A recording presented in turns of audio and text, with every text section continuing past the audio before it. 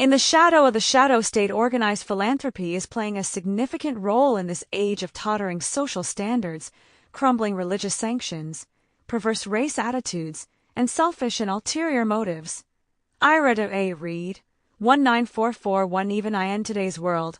IRA reads words still ring true, descriptive of a scenario many contemporary social justice activists think is unique to our times.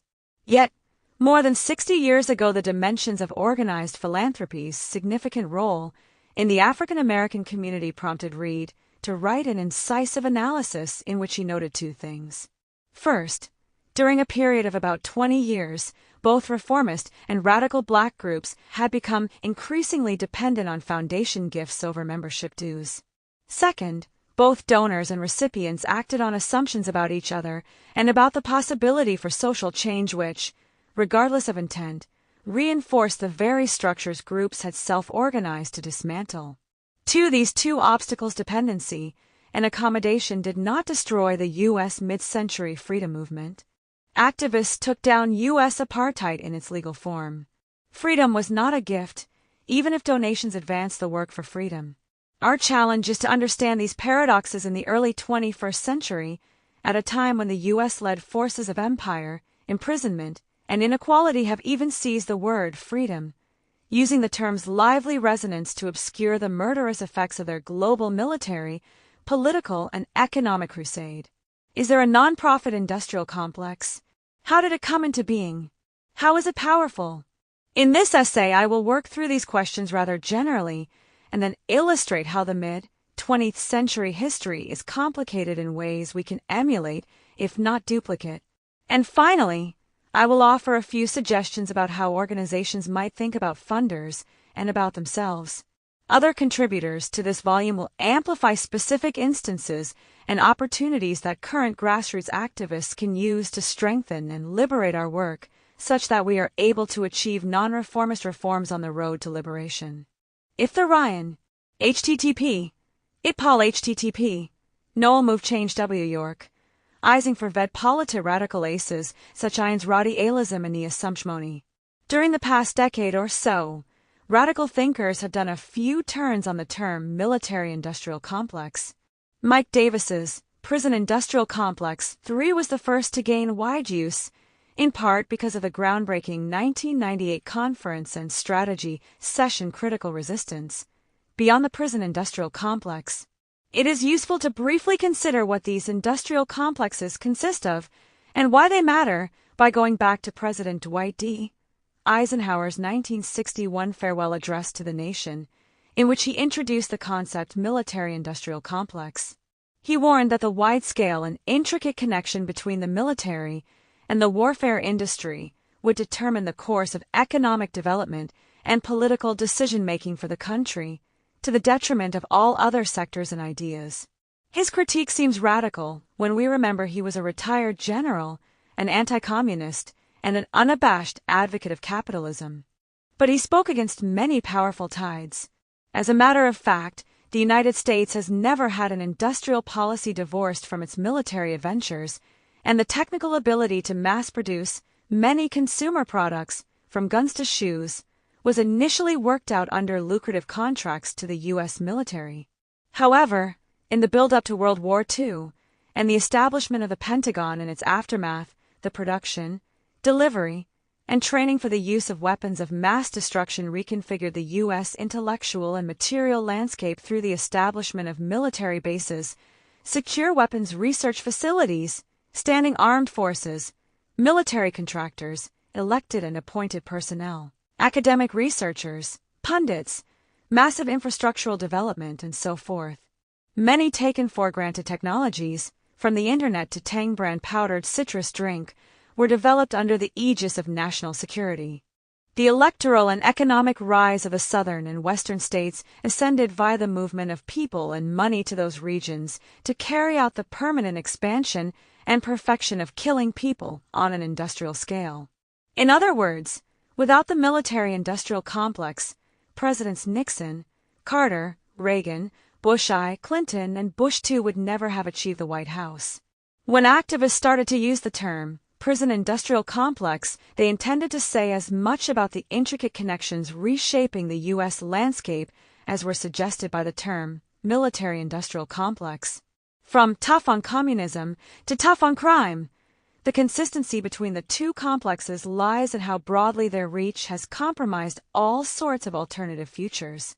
The main point here is not that a few corporations call the shots they don't, rather an entire realm of social policy and social investment is hostage to the RMD, and it is why well real the velfall as a and said schwas the ADH, Tyanish sees, in Euroferinc, Mike Ent and the ton, development and perfection of means of mass punishment from prison to post-release conditions implicating a wide range of people and places. Some critics of this analytic framework find it weak, because the dollar amount that circulates through the prison-industrial complex is not big enough to set a broader economic agenda. The criticism is wrong in two different ways. First, the point of the term prison-industrial complex is to highlight the devastating effect of industrialized punishment that is hidden, non-economic as well as measurable dollar costs to governments and households, and second, the term's purpose is to show how a social policy based in coercion and endless punishment destroys communities where prisoners come from and communities where prisons are built. The connection between prisons and the military is both a not surprising material one and a not surprising ideological or cultural one, the broad normalization of the belief that the key to safety is aggression. For how does non-profit industrial complex fit into the picture? Both the military and the prison industrial complex have reshaped the national landscape and consequently shifted people's understanding of themselves in the world because norms change along with forms. Both the military and prison industrial complexes have led and followed other changes. Let's look at the state's role in these complexes. Importantly, part of the work the aggression agencies do is serve as the principal form of legitimacy for the intrigues of people who want to gain or keep state power these days. Why would they even need such cover? They and their ideologues have triumphed in promoting and imposing a view that certain capacities of the state are obstacles to development, and thus should be shrunken or otherwise debilitated from playing a central role in everyday economic and social life. But their actions are contrary to their rhetoric. Strangely, then, we are faced with the ascendance of anti-state state actors, people and parties who gain state power by denouncing state power. Once they have achieved an elected or appointed position in government, they have to make what they do seem transparently legitimate, and if budgets are any indication, they spend a lot of money even as they claim their shrinking government. Prison, policing, courts, and the military enjoy such legitimacy, and nowadays it seems to many observers as though there was never a time things were different. Thus normalization slips into naturalization, and people imagine that locking folks in cages or bombing civilians or sending generation after generation off to kill somebody else's children is all part of human nature. But like human nature, everything has a history, and the anti-state state actors have followed a peculiar trajectory to their current locations. NDH paying heavily into the New Deal Great Society social wage via taxes on profits. At the same time, they have squeezed workers' pay packets, keeping individual wages for all U.S. workers pretty much flat since 1973, excluding a blip in the late 1990s that did not trickle down to the lowest wage workers but raised higher-level salaries. These capitalists and their apologists hid the double squeeze behind their effective rhetorical use of issues such as civil rights and affirmative action to invoke in the late 1960s and after the wages of whiteness, which any attentive person should have figured wouldn't pay any better than they did at the close of Reconstruction 100 years earlier. 5. While even white workers did not gain wage increases, the general Southern strategy paid off, bringing Nixon to the White House and bringing the government, the weak social welfare state, under suspicion. From then until now, the agenda for capitalists and relatively autonomous state actors has been to restructure state agencies that had been designed under the enormous emergency of the Great Depression and its aftermath to promote the general welfare. While neoconservatives and neoliberals diverge in their political ideals, they share certain convictions about the narrow legitimacy of the public sector in the conduct of everyday life, despite the U.S. constitutional admonition that the government should promote the general welfare. For them, wide-scale protections from calamity and opportunities for advancement should not be a public good, centrally organized to benefit everyone who is eligible. Anti-state state actors come from both camps and insist that the withdrawal of the state from certain areas of social welfare provision will enhance rather than destroy the lives of those abandoned. Lapsed New Deal Democrat Patrick Moynihan called it benign neglect, while Reagan-era George H.W. Bush called it 1,000 points of light. In this view, the first line of defense is the market, which solves most problems efficiently, and because the market is unfettered, fairness results from universal access to the same information individuals, households, and firms use to make self-interested decisions. And where the market fails, the voluntary, non-profit sector can pick up any stray pieces because the extent to which extra economic values come into play is the extent to which abandonment produces its own socially strengthening rewards. That's their ideal, a frightening willingness to engage in human sacrifice while calling it something else. In fact, for so large and varied a society as the United States, abandonment is far too complicated for any single ideologue, party, or election cycle to achieve. Experience shows abandonment takes a long time and produces new agencies and structures that replace, supplement, or even duplicate old institutions. Many factors contribute to this complexity. One is that large-scale public bureaucracy, workers Trickle Pitiless Reichel use 960s and refigured 100, the Jenny bringing rum then actors has enormous Bosley. The C's are hard to take down completely due to a combination of their initiative and inertia. Another is the fear that a sudden and complete suspension of certain kinds of social goods will provoke uprisings and other responses that, while ultimately controllable, come at a political cost. Here's where nonprofits enter the current political economy. As a third sector, nonprofits have existed in what's now the U.S. since the mid-17th century, when colonial Harvard College was incorporated. Today there are nearly 2 million nonprofits in the U.S., including, along with educational institutions, hospitals, schools, museums, operas, think tanks, foundations, and, at the bottom, some grassroots organizations. While the role of some of these organizations has not changed significantly, we have seen increased responsibility on the part of nonprofits to deliver direct services to those in need of them. What also distinguishes the expansion of social service nonprofits is that increasingly their role is to take responsibility for persons who are in the throes of abandonment rather than responsibility for persons progressing toward full incorporation into the body politic. Jennifer Woolch developed the term shadow state to describe the contemporary rise of the voluntary sector that is involved in direct social services previously provided by wholly public New Deal Great Society agencies. 6 legislatures and executive branches transformed bureaucracies basically into policing bodies, whose role became to oversee service provision rather than to provide it themselves.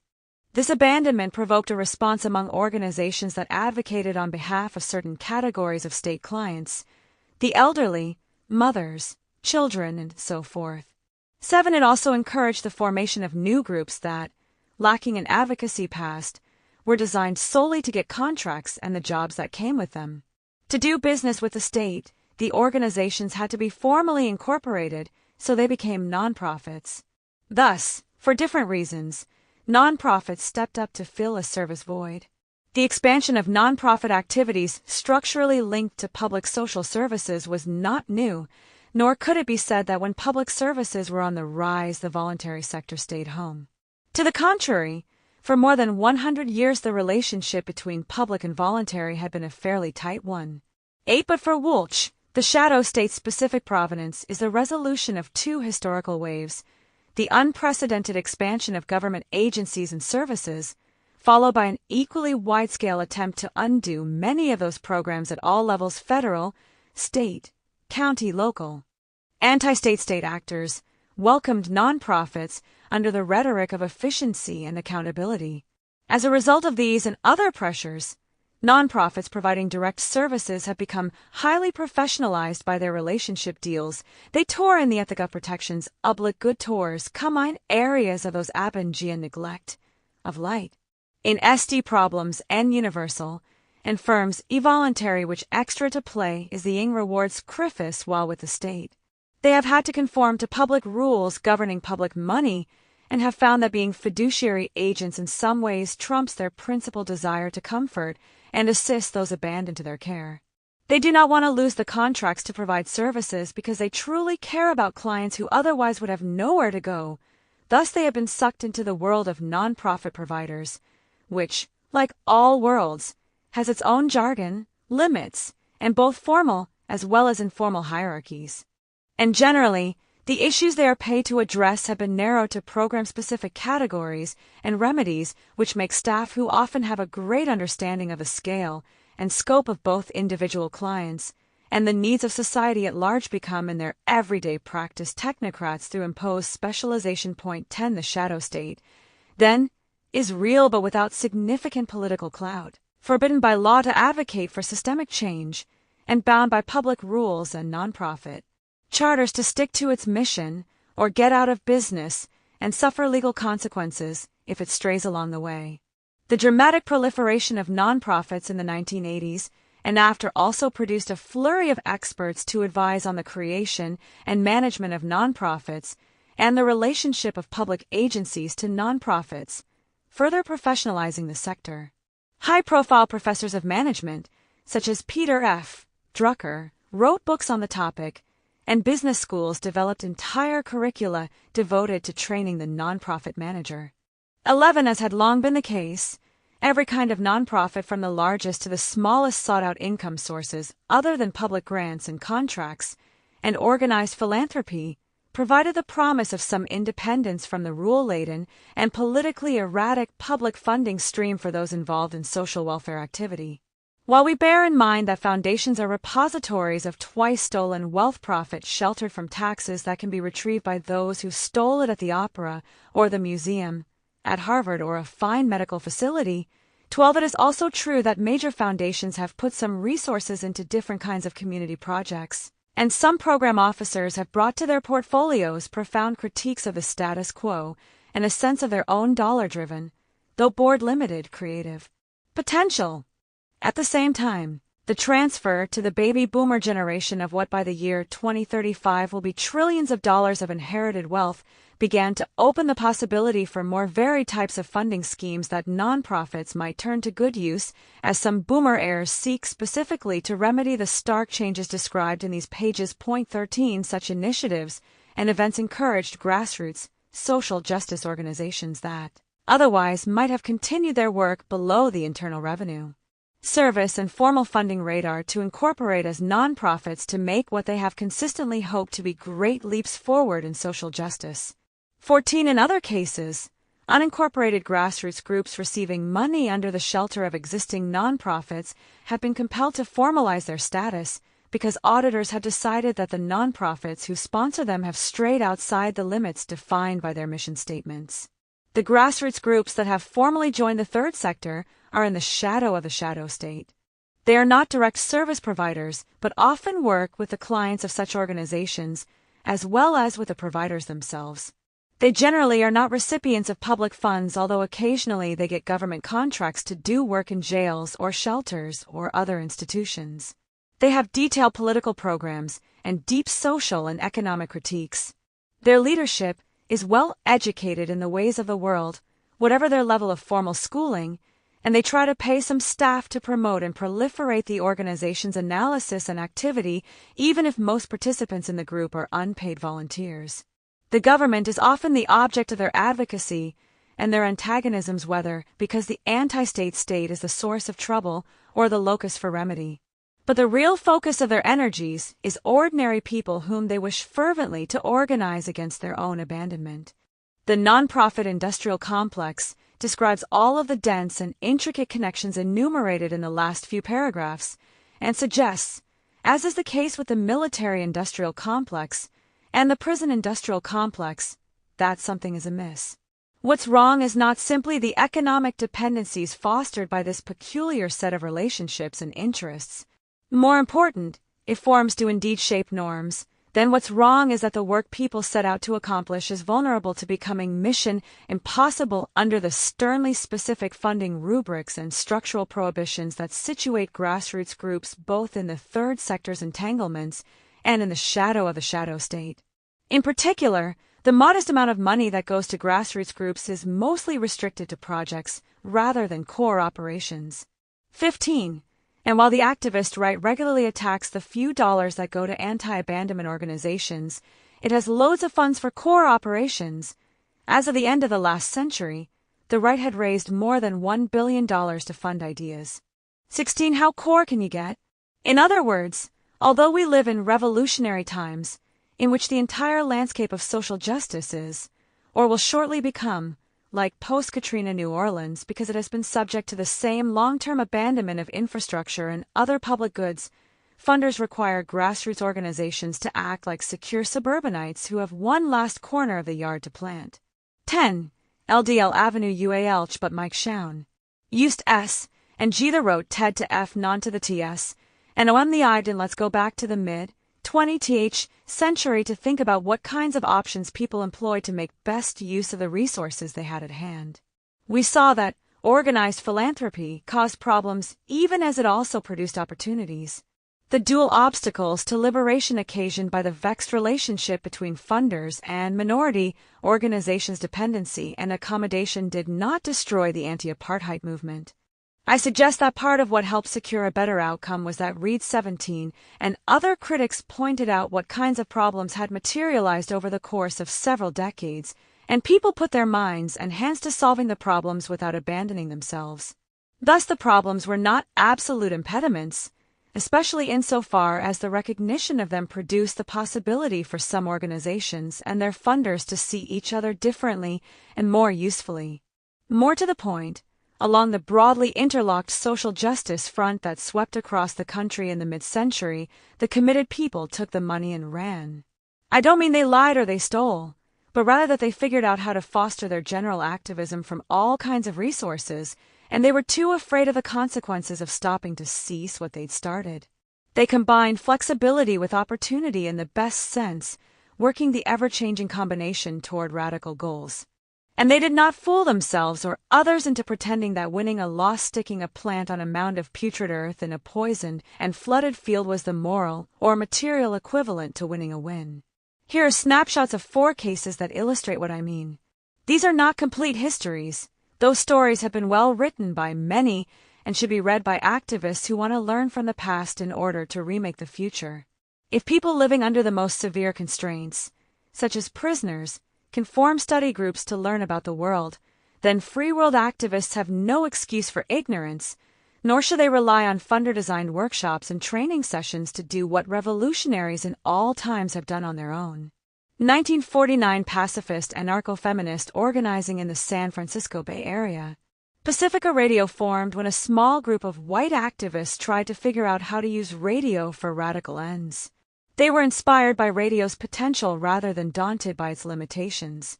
Their challenge was to make broadcast possible without advertising because, in their view, commercial sponsorship would always compromise independent expression.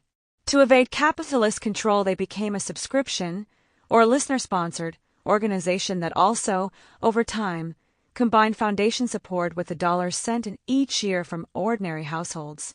Without a single advertisement from that day until now, they have largely funded themselves from the bottom up. 18 Pacifica became a foundation that developed a viathat in yin. De cure Robert thus niher long the erol inses or tutical ingero dead shots, those wander the about one the Asian, small national network, and as it grew from the first station, its complexity made the straightforward goals of the founders a challenge to secure. In the late 1990s, the National Board tried to sell off the network's main asset, the 50,000-watt KPFA station, using the then prevalent logic of nonprofit management to veil their effort to limit independent expressive art and journalism. The fact that such a board came to direct the foundation was an outcome of the pressures to professionalize that all nonprofits have encountered during the period under review. The gargantuan efforts needed to fight back against the board and redemocratize Pacifica's governance forced the organization to confront its internal racial and gendered hierarchies. 19 thus, a formidable means to amplify radical voices during the mid-century freedom movement developed from the grassroots, and success made it vulnerable to the structural constraints that squeeze even relatively mighty organizations that work today in the shadow of the shadow state. 1955 urban anti-racist activism in the Jim Crow South. In the folktale version, the Montgomery bus boycott started when Rosa Parks was too tired to move to the back of the bus. But, of course, we know the boycott was not a spontaneous event. Parks acted as part of a larger organization, and also as one of a series of refuseniks who sat in the front of the segregated public from 1943 forward. How did a group of people concentrated in but not exclusively located in Montgomery, Alabama, manage to assault and scale apartheid's wall? The people who organized themselves had short dash, medium dash, and long-term goals to raise awareness, to involve the masses, and to desegregate the buses as a means to undo other aspects of apartheid. 3 key political formations were involved: the Dexter Avenue Baptist Church, the Women's Political Council, and the Montgomery Improvement Association. Each filled a different role, and all 3 were funded from the bottom up. The Women's Political Council, which comprised grassroots thinkers, including activist scholars, crafted the plans and maintained a low profile during their execution. The Montgomery Improvement Association organized carpools that ensured boycott participants would be able to get to and from work and not lose their jobs or neglect their households. The Dexter Avenue Church served as a staging ground and the place from which the principal rhetoric of equality as fairness emerged, in the form of thrilling speeches by the young Martin Luther King, Jr. The collaboration by these groups evaded the obstacle of accommodation and worked relatively independently of the major African American organizations that were fighting for the same goal. And while the Dexter Avenue Church had no intention of disappearing, the other 2 organizations were flexible in their design and in their intended longevity, with the outcome, rather than the organization, the purpose for their existence. 20 Japanese American grouping associated with the Congress of Industrial Organizations. The group began to organize in 1956 with the goal of reviving the type of radical agricultural organizing that had shut down harvests in California's Central Valley in 1933 and nearly succeeded a second time in 1938. They fought a hard battle. Both state and federal law forbade farm workers from organizing, and the Bracero program had undermined even illegal field organizing from 1942 onward. One of the techniques used by AWOC to get buy-in from workers was to require a large chunk of their meager wages to fund the organization's activities. In this view, when one owns something one cannot sell, such as membership in an organization, one is more likely to participate in it. While AWOC did not succeed, its funding structure was adopted by Cesar Chavez and Dolores Huerta when they started the United Farm Workers. Their work began as the Bracero program ended, and while they still confronted legal sanctions against their work, they had the advantage of workers who, though migrant, were increasingly based in the region permanently. 21 Their campaigns powerfully combined the language of civil rights with that of labor rights. 22 And when the UFW reached beyond the fields for support, they fashioned a variety of ways that people throughout the U.S. and beyond could demonstrate solidarity, be it through writing checks, lobbying for wage and safety laws, forming coalitions in support of farm workers, or refusing to eat grapes and other fruits of exploited labor. 23 1962 Coffee table politics. Many are looking for an organizational structure and a resource capability that will somehow be impervious to co-optation. But it is impossible to create a model that the other side cannot figure out. For example, imagine neighborhoods in which women come to have a political understanding of themselves and the world. They go to their neighbors and say, "Hey, read this, it changed my life. I'll babysit your kids while you do." In this appealing model, the written works circulate while women care for each other's children and form a cooperative system, which does not have paid staff. Because of what they have learned, they go on to run for school board and lobby legislators, and ultimately exercise huge impacts on local, state, and national elections. Sounds like a great model, right? Yes, it does. It's also the origin of the new right in California. 24 This is the movement that attempted to put Barry Goldwater in the White House, that put Ronald Reagan in the governor's mansion, Richard Nixon in the White House, and Ronald Reagan in the White House. This is the movement that has done the grassroots work that created the need for the shadow state to rise. If contemporary grassroots activists are looking for a pure form of doing things, they should stop. There is no organizational structure that the right cannot use for its own purposes. And further, the example of the new right points out a weakness in contemporary social theory that suggests the realm of civil society, which is neither market nor state, is the place where liberatory politics necessarily unfold. Michael Mann shows how quite the opposite happened in the Nazi takeover of Germany, arguing that a dense civil society formed crucial infrastructure for the party. 25 I argued earlier that forms create norms, and it might appear that this last section is contradictory. Yes and no. Form does not mean blueprint, but rather the lived relations and imaginative possibilities emanating from those relationships. In a sense, form is a resolutely geographical concept because it is about making pathways and places rather than searching endlessly for the perfect method and mode. Grassroots nonprofits should uniformly encourage funders to move away from project-driven portfolios. If the results enjoyed by the activist, right, are any indication, $1 billion for ideas would go a long way toward regenerating the devastated landscape of social justice. Funders who want to return their inherited wealth to the communities who produce, whether they are building glorious edifices that in the end perpetuate inequality. Reed pointed out the mismatch between the gleaming physical plant-segregated colleges and universities, built foundation support, and the weak curricula designed to produce a professional managerial class whose lifework would be to keep the people in check. 26 Finally, grassroots organizations that labor in the shadow of the shadow state should consider this. The purpose of the work is to gain liberation, not to guarantee the organization's longevity. In the short run, it seems the work and the organizations are an identity. The staff and pamphlets and project ideas gain some traction on this slippery ground because they have a bit of weight. That's true. But it is also the case that when it comes to building social movements, organizations are only as good as the united fronts they bring into being. Lately, funders have been very excited by the possibility of groups with unlikely allies. But to create a powerful front, a front with the capacity to change the landscape, it seems that connecting with likely allies would be a better use of time and trouble. Remember that likely allies have all become constricted by mission statements and hostile laws to think in silos rather than expansively.